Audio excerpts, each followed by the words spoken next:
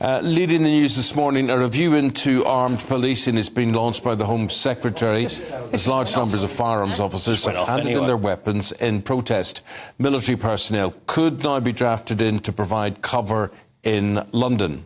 Well, the protest is in reaction to a firearms officer being charged with murdering an unarmed man, Chris Carber, in London last year. At the time of the inquest, his family said they wouldn't rest until they got justice. My cousin Chris was very much loved by us. His loss is with us every day. He had a bright future ahead of him. His first child was about to be born. That his life was cut short by a police officer is a tragedy. We will not rest until the people responsible for Chris's death are held fully accountable. To explain more, our Deputy Political Editor, Tom Harwood, on this one. Tom.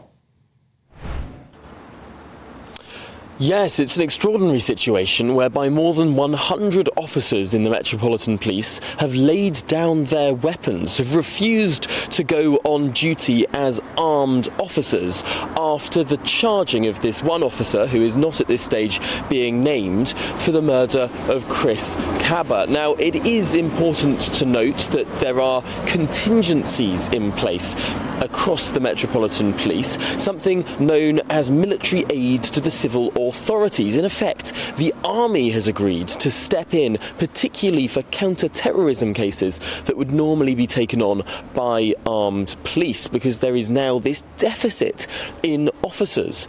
But responding last night, the Home Secretary said in a statement that we depend on our brave firearms officers to protect us from the most dangerous and violent in society.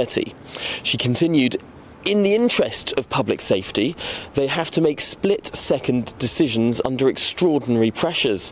They mustn't fear ending up in the dock for carrying out their duties. Officers risking their lives to keep us safe have my full backing, and I'll do everything in my power to protect them. She went on to say that a review has been launched now into the role of armed policing and protections for the officers. So very clearly here, the Home Secretary coming down on the side of police officers, and this has drawn criticism from some quarters, some legal quarters, saying that she is stepping on the toes of the courts. After all, it's the courts that have charged this particular officer for this murder, and really it's an interesting place to find ourselves in terms of what happens next. Where does the Labour Party place itself on this issue? What are we going to hear as a result of this review, and how long will this review take? These are all unanswered questions at this stage.